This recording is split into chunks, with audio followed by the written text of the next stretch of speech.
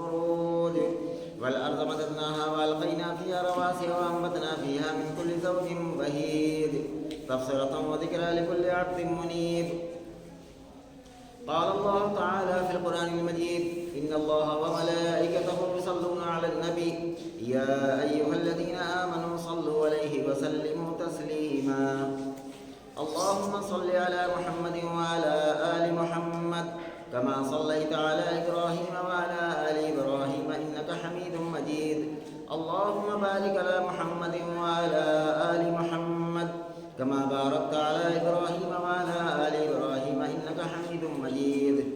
قال رسول الله صلى الله عليه وسلم: أرحم أمتي بأمتي أبو بكر، وأشدهم في أمر الله عمر، وأصدقهم حياهم عثمان، وأقضاهم علي، وسيد شباب أهل الجنة الحسن والحسين، وسيدة نساء أهل الجنة فاطمة، وسيد الشهداء حمزة رضوان الله تعالى عليهم أجمعين. اللهم اغفر للعباس وولده مغفرة ظاهرة وباطنة لا تغادر ذنبا. الله في أصحابي لا تتخذهم غرضا من بعدي، فمن أحبهم فبحب أحبهم، ومن أبغضهم فببغض أبغضهم، وخير أمتي قرني ثم الذين يلونهم ثم الذين يلونهم. اللهم أيد الإسلام وأنصاره وأذل الشرك وأشراره. بارك الله لنا ولكم في القرآن العظيم، ونفعنا وإياكم بالآيات والذكر الحكيم. إنه تعالى جواد كريم ملك بر رؤوف رحيم.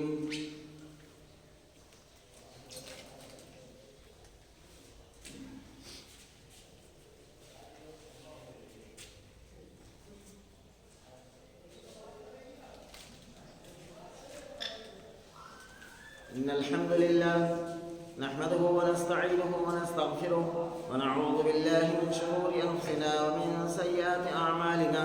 من يهده الله فلا مضل له ومن يضلل فلا هادي له. وأشهد أن لا إله إلا الله وحده لا شريك له، وأشهد أن محمدا عبده ورسوله. أما بعد، قال الله تعالى في مواضع آخر: اتخذوا أحبارهم ورهبانهم أربابا من دون الله والمسيح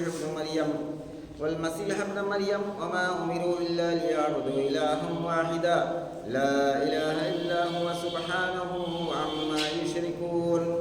يريدون أن يطفئوا نور الله بأفواههم ويأبى الله أن يتم نوره ولو كره الكافرون.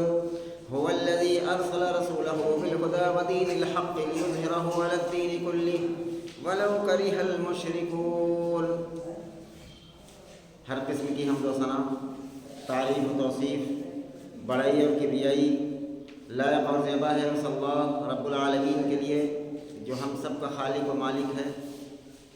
درود و سلام کے بیش بہا نذرانے اس ذات مقدسہ مطہرہ پر جو ہم سب کے بیچ رشد و ہدایت بنا کر کے بھیجے گئے، جن کا نام نامی اسم گرامی احمد مجتبی محمد مصطفیٰ صلی اللہ علیہ وسلم.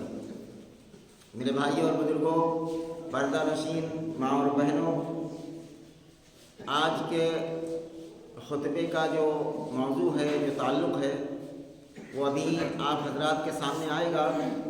قبل اس کے کہ میں اس کی وضاحت کروں، ایک بات کو اچھی طرح سے سمجھ لیں کہ جمعے کے خطبے کا مطلب یہ ہوتا ہے کہ آئے ہوئے حالات پر تبصرہ کرنا. یہ سنت رسول اللہ ہے. عام طور پر لوگ اس بات کو جانتے نہیں ہیں کہ جمعے کے خطبے کا کیا مطلب ہے. جمعے کا خطبے کا مطلب یہ ہے کہ کوئی روز مرہ کی کہانی اور روز مرہ کی چیزیں رٹی رٹائی عربی میں چند لائنیں پڑھ دی جائیں، اس کا نام خطبہ ہے. اس کا نام خطبہ نہیں ہے. خطبہ اسے کہا جاتا ہے کہ جو آئے ہوئے حالات پر تبصرہ کیا جائے کہ ان حالات میں ہمارا موقف کیا ہونا چاہیے اور اس کا نظریہ کیا ہونا چاہیے. اس تعلق سے جو باتیں کہی جائے اسے جمعے کا خطبہ کہا جاتا ہے. آئیے ہم دیکھتے ہیں کہ اس پورے ہفتے کے اندر ایک چیز سوشل میڈیا پر اور دیگر میڈیا پر بہت شور شرابہ ہے ایک چیز کو لے کر، اور بہت ہلچل قسم کی مچی ہوئی ہے پوری دنیا کے اندر. وہ کیا ہے کہ ایک شخص ہے، اور حالانکہ لوگ اس کو بہت زیادہ اچھال رہے ہیں، جو غیر مسلم نیتا ٹائپ کے لوگ ہیں اس کو بہت زیادہ اچھال رہے ہیں اور بہت غلط طریقے سے اس کو لوگوں کے سامنے پیش کیا جاتا ہے۔ پہلے بھی رسول اللہ صلی اللہ علیہ وسلم کے دور میں بھی ایسا ہوا، صحابہ کے دور میں بھی ایسا ہوا، خلفائے راشدین کے تمام ادوار کے اندر بھی ایسا ہوا۔ آج کوئی نئی بات نہیں ہے، وہ یہ ہے کہ کوئی شخص اگر وہ اللہ کے دین سے پھر جائے، اللہ کے دین سے نکل جائے، تو یہ کوئی تعجب کی بات نہیں ہے۔ جس شخص کی بات پوری میڈیا پر اس وقت گردش کر رہی ہے پوری دنیا کے اندر، اور پوری دنیا کا مسلمان اس کی مخالفت بھی کر رہا ہے، اور پوری دنیا کے مسلمان اس پر حیرت زدہ بھی ہیں، کہ جو آج کا دور سوشل میڈیا کا ہے کہ ہر شخص تک وہ بات پہنچ جاتی ہے۔ وسیم رضوی کا جو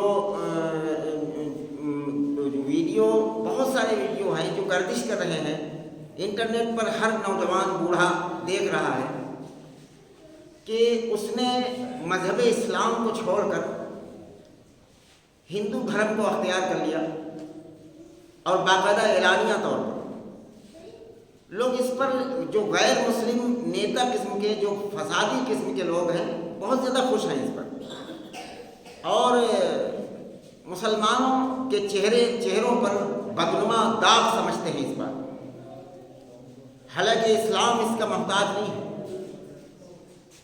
آپ اس بات کو اچھی طرح سمجھیں کہ رسول اللہ صلی اللہ علیہ وسلم کے دور میں بھی مرتد ہوا کرتے تھے۔ مرتد اسے کہا جاتا ہے جس نے کلمہ پڑھا ہو، جس نے قرآن کو اللہ کی کتاب مانا ہو، محمد رسول اللہ کو اپنا رسول اور رہنما اور راہبر مانا ہو، اس کے بعد ان چیزوں کا انکار کر دے، اسے کہا جاتا ہے مرتد۔ تو مذہب اسلام کے اندر مرتد کی سزا جانتے ہو کیا ہے؟ کہ یرتد فہو یموت، کہ مرتد کو سزائے موت دی جائے، اسے قتل کر دیا جائے، دوسری کوئی سزا نہیں۔ جس نے اللہ کا دین سمجھ کر اس کو قبول کیا ہو اور اس کے بعد اس سے وہ پھر جائے، اس سے ہٹ جائے، تو اگر اسلامی حکومت ہے تو اس کی سزائے موت ہے۔ ظاہر بات ہے کہ یہاں اسلامی حکومت نہیں ہے، مذہب اسلام کے اندر یہ سزا ہے، لیکن ملک ہندوستان کے اندر یہ سزا تو نہیں دی جا سکتی ہے، ہم لوگ اس سزا دینے پر قادر تو نہیں ہیں۔ اور آپ جانتے ہیں، جو لوگ حدیث کی کتابیں پڑھتے ہیں یا تاریخ کا مطالعہ کرتے ہیں، اچھی طرح جانتے ہیں کہ صحابہ کرام میں ایک جماعت مرتد ہوئی تھی، ایک جماعت۔ رسول اللہ صلی اللہ علیہ وسلم کے انتقال کرنے کے بعد، دنیا سے تشریف لے جانے کے بعد، صحابہ کرام میں سے ایک جماعت اللہ کے دین سے پھر گئی، ایک دو لوگ نہیں، پوری جماعت کہا گیا ہے۔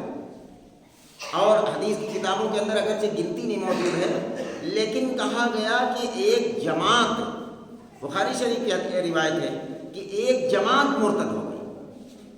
اور مسلمہ کذاب ایک شخص ہوا کہ اس نے محمد رسول اللہ صلی اللہ علیہ وسلم کے بعد اپنے نبوت کا دعویٰ کیا۔ بعض لوگ اس مسلمہ کذاب سے، دجال سے جا ملے اس میں سے، لیکن بعد میں خلفائے راشدین نے انہیں سزائے موت دی۔ اب اگر یہ کہا جائے کہ جیسے مثال سے سمجھے کہ یہ ملک ہندوستان ہے، اس کو جو قوانین ہیں، اس کا جو سمویدھان ہے، اگر کوئی شخص پہلے سے ملک ہندوستان میں داخل نہیں ہوا ہے اور دور سے ڈینگے مار رہا ہے کہ ہندوستان کا یہ قانون خراب ہے، ہندوستان کا یہ قانون خراب ہے، تو کہا جائے گا کہ بھائی کیا مطلب ہے، تم جب ہندوستان کے اندر داخل ہوگے اس کے بعد تم پر قوانین لاگو ہو جائیں گے، کہ جو ملک ہندوستان کے جو قوانین ہیں، جو سمویدھان ہے، وہ لاگو ہو جائے گا۔ جو ہندوستان کو چھوڑ کر دوسرے کسی ملک میں ہے، اس پر ہندوستان کا قانون کیسے لاگو ہو سکتا ہے، مسلط ہو سکتا ہے۔ اسی طریقے سے وسیم رضوی کا جو ویڈیو پورا وائرل ہو رہا ہے، پورا ہلچل مچائے ہوئے اس پورے ہفتے کے اندر میں نے دیکھا تو اس کا مطلب یہ ہے کہ وہ پہلے سے مسلمان کب تھا. لوگ اس پر غیر مسلم جو ہے بڑی اس پر خوشی منا رہے ہیں کہ ایک مسلمان تھا، اس نے بھگوا رنگ کے کپڑے پہن کر اسلام کو چھوڑ کر اور وہ ہندو دھرم کو اختیار کر لیا. لوگ اس پر خوش ہو رہے ہیں. مسلمان اس پر رنج و غم کا اظہار کر رہے ہیں کہ یہ بدنما داغ ہے مسلمانوں کے چہرے پر. لیکن میں ایک سوال کرتا ہوں اور ہر فرقے کے علماء نے اس کی مخالفت کی. بڑا گاؤں جامع مسجد محمدی سے جب یہ میسج نیٹ پر جائے گا ابھی تھوڑی دیر کے بعد، تو یہ پتہ چلے گا کہ یہ جو ہے بڑا گاؤں میں بھی اس کی مخالفت کی گئی. اور برائی کی مخالفت کرنا یہ ہے جمعے کے خطبے کا اصل سنت طریقہ. وہ پہلے سے مسلمان نہیں تھا، اس کے ہندو مذہب قبول کرنے پر کون سا غم منایا جا سکتا ہے یا کون سی خوشی کی جا سکتی ہے. اس لیے کہ جو شخص اللہ کی کتاب کا ایک نقطے کا ایک چھوٹے سے لفظ کا بھی انکار کر دے وہ شخص کافر ہو جاتا ہے، اور چاہے پورے قرآن کا انکار کر دے تو بھی کافر ہوگا. اس نے سالوں پہلے 1 سال سے زائد ہوا ہے تقریباً، آپ لوگ جو نیوز وغیرہ پڑھتے ہیں یا دیکھتے ہیں ان کو اچھی طرح معلوم ہے، 1 سال سے زائد ہوا ہے. اس نے ملک ہندوستان کی سب سے بڑی عدالت سپریم کورٹ کے اندر قرآن مجید کی 26 آیتوں کو لے کر وہ پہنچا. اس نے یاچکا دائر کی کہ یہ 26 آیتیں ہیں دنیا کے اندر جو فساد برپا کر رہی ہیں، اس میں جہاد کا حکم ہے، لہذا ان آیتوں کو نکالا گیا. یہ سپریم کورٹ کے اندر یہ مقدمہ داخل کرنے سے پہلے وہ کافر ہو چکا تھا. اس لیے اس کو اعتراض ہوا قرآن میں اللہ کی کتاب پر، اور اس نے الزام میں اپنے ذہن سے کچھ گڑی ہوئی باتیں پیش کی. جو لوگ دیکھتے ہیں اسے انٹرنیٹ پر وہ جانتے ہیں اچھی طرح. اس نے اپنی گڑی ہوئی باتیں یہ پیش کی کہ دیکھیے جب قرآن محمد رسول اللہ پر اترا تھا تو یہ کتاب کی شکل میں نہیں تھا. اس کی یہ بات تو سچی ہے، یہ کتاب کی شکل میں نہیں تھا بلکہ چمڑے وغیرہ پر اور جس چیز پر کوئی تختی وغیرہ پر جو آیتیں اترتی تھی لکھی جاتی تھی. اس کے بعد ترتیب بتائی خود ہم سب کے آقا جناب محمد رسول اللہ صلی اللہ علیہ وسلم نے کہ پہلے سورہ فاتحہ رہے گی، پھر سورہ بقرہ رہے گی، پھر سورہ آل عمران رہے گی، پھر سورہ مائدہ رہے گی. یہ ترتیب اللہ کے نبی صلی اللہ علیہ وسلم نے خود بیان فرمائی. اور اس کے بعد اس نے جو الزام دیا خلفائے راشدین پر وہ یہ کہ جو ہے ابو بکر خلیفہ ہوئے، اس کے بعد عمر ہوئے، اس کے بعد عثمان ہوئے، ان تینوں نے مل کر کے قرآن کے اندر کچھ آیتیں ملا کر ایک کتابی شکل اختیار کی. کتابی شکل اس کو دے دی. قرآن سے جب اس کا اعتراض سالوں پہلے تھا تو وہ مسلمان کب تھا؟ جس کے ہندو مذہب قبول کرنے کے بعد اس پر کوئی غم کیا جائے یا لوگ جو خوشی منا رہے ہیں، میں ان کے لیے یہ ریکارڈ ہو رہا ہے، ابھی یہ جائے گا انٹرنیٹ پر انشاءاللہ، کہ خوشی منانے کی ضرورت نہیں ہے. ہم تو اس کو پہلے سے مسلمان نہیں مان رہے جب سے اس نے قرآن پر، اور صرف قرآن ہی پر نہیں، آپ جانتے ہوں گے کہ اس نے ایک فلم بنائی حضرت اماں عائشہ رضی اللہ عنہا پر، ان کی بے حرمتی کی اور ان کے نعوذ باللہ فحاشی کو بیان کرنے کی اس فلم کے اندر کوشش کی. وسیم رضوی وہ منحوس ہستی ہے اور وہ ملعون ہے اور وہ دجال ہے اس دور کے اندر. حضرت اماں عائشہ رضی اللہ عنہا پر اس نے ایک فلم بھی بنائی اور ہم سب کے آقا جناب محمد رسول اللہ صلی اللہ علیہ وسلم پر بے انتہا اس نے نکتے چینی کی کہ انہوں نے 11 شادیاں کیوں کی، 11 بیوی کیوں کی، یہ بے شمار نکتے چینی کی محمد رسول اللہ پر. اور اللہ رب العالمین کو بہت سارے گناہ کے باوجود اللہ رب العالمین انسان کی فریاد کو سنتا ہے اور انسان پر اپنا رحم و کرم نازل فرماتا ہے. بہت ساری ہم لوگوں کے نافرمانیاں ہیں اس کے باوجود بھی، لیکن اللہ کو جو سب سے زیادہ ناپسندیدہ گناہ ہے وہ یہ ہے کہ کوئی شخص اس کے محبوب جناب محمد رسول اللہ صلی اللہ علیہ وسلم کی شان میں گستاخی کرے. آپ جانتے ہیں اس دور کے اندر کیا حالات ہوئے. جس وقت رسول اللہ صلی اللہ علیہ وسلم کو یہ حکم نازل ہوا وَأَنذِرْ عَشِيرَتَكَ الْأَقْرَبِينَ، اے رسول اپنے گھر والوں کو، اپنے رشتہ داروں کو ڈرائیے اللہ کے عذاب سے. کوہ صفا پر محمد رسول اللہ کھڑے ہوئے، بخاری کی روایت ہے، کوہ صفا پر کھڑے ہوئے اور کہا یا صباحا یا صباحا. کیا صباحا آواز لگائی جاتی تھی. اس وقت مائک میں تو نہیں ہوا کرتا تھا, پہاڑی پر چڑھ کر بلند آواز لگائی جاتی تھی, لوگ اکٹھا ہوتے تھے بات سننے. اور آواز لگائی گئی, لوگ اکٹھا ہوئے. اور جب اللہ کے نبی صلی اللہ علیہ وسلم نے کہا کہ کیا تم لوگ, میں کہوں کہ اس پہاڑی کے پیچھے, اس کوہ صفا کے پیچھے ایک لشکر ہے جو تم پر حملہ آور ہونے والا ہے, کیا تم بغیر دیکھے اس بات کو مان لو گے؟ تو سب نے ایک آواز یہی کہا کہ ہم لوگ مان لیں گے, اس لیے کہ آپ 40 سال عمر گزار چکے ہیں, آپ نے کبھی جھوٹ نہیں بولا, آپ نے کبھی امانت پہ خیانت نہیں کی, ہم لوگ مان لیں گے. اس کے بعد رسول اللہ صلی اللہ علیہ وسلم نے جو دعوتی کلمات پیش کیے ہیں, یا ایھا الناس قولوا لا الہ الا اللہ تفلحوا, اے لوگو اگر یہ بات تم مان لو, یہ بات کہہ لو, قولوا لا الہ الا اللہ تفلحوا, اللہ کے سوا کوئی معبود نہیں ہے, اگر یہ بات کہہ لو تو تم کامیاب ہو جاؤ. اتنی بات پر ان کا چچا ابو لہب نے کہا تبا لک یا محمد, تباہ و برباد ہوئے محمد, کیا تو نے اسی لیے جمع کیا تھا ہم کو کہ ہم جن بتوں کے سامنے, جن چیزوں کے سامنے جھکتے ہیں ان کو برا بھلا کہا جائے, اسی لیے جمع کیا تھا. اب ہم سب کے آقا جناب محمد رسول اللہ صلی اللہ علیہ وسلم کو اللہ رب العالمین نے رحمت للعالمین بنایا. نبی کی زبان خاموش رہی, زبان نبوت خاموش ہے, لیکن اللہ کو اپنے نبی کی گستاخی بالکل نہیں پسند ہے. اللہ نے فوراً قیامت تک کے لیے اس کتاب کے اندر ایک مکمل سورت نازل فرمائی اس کے نام پر, کہا تبت یدا ابی لہب وتب ما اغنی عنہ مالہ وما کسب سیصلی نارا ذات لہب وامرأتہ حمالۃ الحطب فی جیدہا حبل من مسد. اس پر اور اس کی بیوی پر اس کے ہاتھ ٹوٹ جائیں, اور جو ہے اس کی بیوی بھی ہلاک ہو, اور اللہ رب العالمین نے کہا کہ اس کا دہکتی ہوئی آگ اس کا ٹھکانا. اللہ کو ہرگز یہ نہیں برداشت ہے کہ کوئی اس کے محسن اور اس کے شفیق رسول پر کوئی انگلی اٹھا دے. وسیم رضوی نے قرآن پر اعتراض بھی کیا ہے سالوں پہلے, اور اس نے محمد رسول اللہ کی ذات اقدس پر بھی نکتہ چینی کی. ہم تب مانتے ہیں کہ وہ مسلمان تھا, اس نے ہندو دھرم اختیار کر لیا. ہندو دھرم اختیار کرنے وہ کوئی بھی دھرم اختیار کرے. خلفائے راشدین کے دور میں, حضرت صدیق اکبر رضی اللہ تعالیٰ عنہ کے دور میں لوگوں نے زکوٰۃ سے انکار کیا, اور حضرت ابو بکر صدیق رضی اللہ تعالیٰ عنہ نے ان سے جنگ کی. تو یہ ہر دور کے اندر ہوا ہے میرے بھائیوں اور بزرگوں.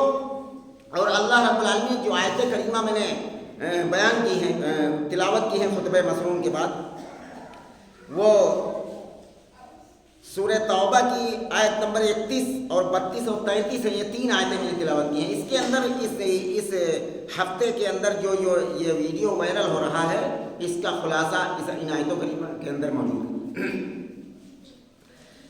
عیسائیوں کا تذکرہ کرتے ہوئے اللہ رب العالمین نے فرمایا کہ اتخذوا احبارهم ورهبانهم اربابا من دون اللہ والمسیح ابن مریم وما امروا. فرمایا کہ ان لوگوں نے اللہ کو چھوڑ کر اپنے عالموں کو, اپنے بزرگوں کو رب مان لیا تھا, اور حالانکہ اس میں عیسیٰ علیہ السلام کا کوئی قصور نہیں تھا. فرمایا کہ والمسیح ابن مریم, مریم کے بیٹے مسیح کو حالانکہ انہوں نے کہا الا لیعبدوا اللہ الا لیعبدوا الہا واحدا لا الہ الا هو سبحانہ عما یشرکون. انہوں نے صرف ایک اکیلے اللہ ہی کی عبادت کا حکم دیا تھا, مگر دیا تھا جس کے